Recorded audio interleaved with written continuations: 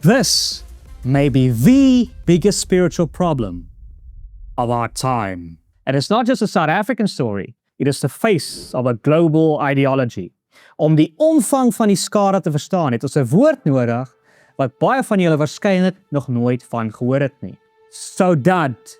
Fascinatingly, it is a Portuguese word that cannot be directly translated to English.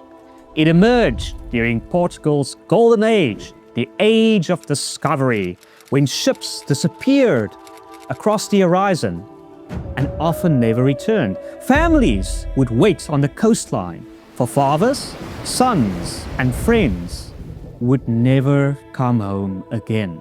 That feeling of loss became known as saudade. Maar soos Portugal begin verval het saudade iets dieper, hartseer en wêreldwyd geword.